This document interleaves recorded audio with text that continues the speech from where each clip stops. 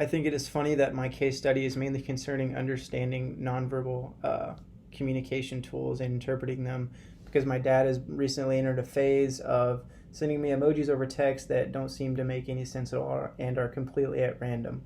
We can all say that we've been in a situation before where we've either sent a nonverbal message or cue to someone that is completely misread or misinterpreted.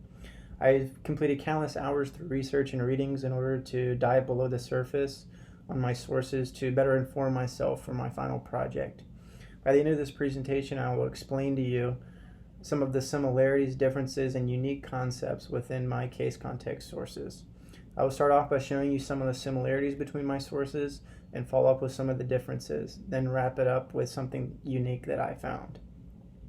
I will now show you some of the similarities.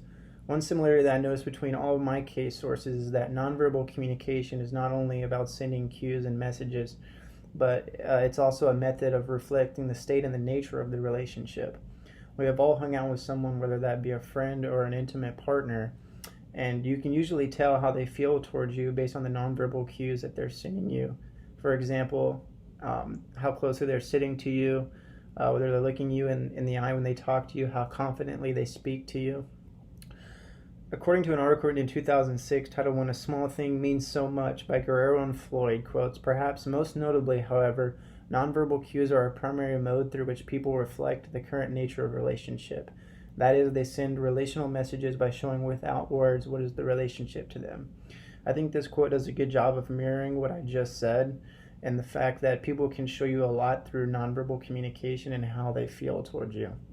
According to another article written in 2006 titled The Communicative Functions of Touch in Humans by Matthew Hertenstein, quotes, phylogenetic primacy means that in the evolutionary history of our species, nonverbal communication, including touch, proceed language, and evolutionary time, argued that people tend to rely more heavily on nonverbal communication compared with verbal communication because of our evolutionary heritage. So basically what this quote is explaining is due to our evolutionary heritage, it's not by choice, we just do it by habit of interacting non-verbally more than verbally.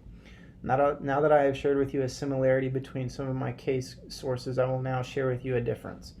One difference that I noticed between all of my sources is the fact that some nonverbal cues carry across different cultures and some do not. We have all been in a situation before where we're talking to someone who's from a different cultural background and we're unsure of what to say or do because we don't want to confuse them or make them nervous. According to an article written in 1994 titled Culture and Effective Communication by Stella Toomey, quotes, a study summarizing ISRD collected additional data suggesting that disgust and contempt are recognized in the United States, Turkey, India, and Japan. I find this quote very interesting because it's basically saying that disgust and contempt are two nonverbal cues that can be recognized across borders and even across seas.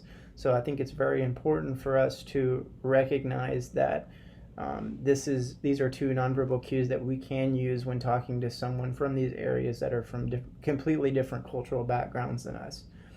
Now that I have told you some of the differences between my context sources, I will now share with you something interesting that I found while completing my research. One thing that I found interesting is that people from Western countries use predominantly high context communication, and I'll explain in a second what high context communication means. I don't know about you, but I've always wondered what different cultures, how they interact with each other, and how that is similar and different to the way that we interact with each other. For example, for me, I like to give people fist bumps, instead of handshakes, and I've always wondered growing up if that's what people in Japan do, or in China, or in India, if they even know what that sort of thing is.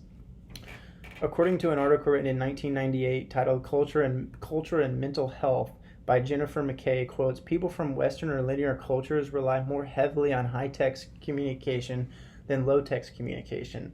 That is, although they may use nonverbal forms of expression, a substantial amount of their message is conveyed verbally. So basically what that quote is explaining is that Western cultures or linear cultures tend to communicate more verbally than non-verbally, whereas Eastern cultures tend to communicate non-verbally.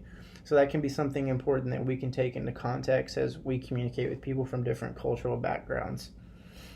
I hope by now that you understand some of the similarities, differences, and then something unique that I found while completing my research.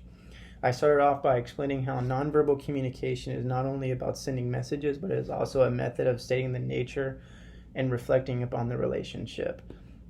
And then I went on to say some of nonverbal cues carry across different cultures and some do not, and then finished with people explaining how people from Western cultures communicate more verbally than nonverbally compared to Eastern cultures. This is a topic that I'm really passionate about, and I'm looking forward to continuing my research in order to gain more knowledge in nonverbal communication. Thank you.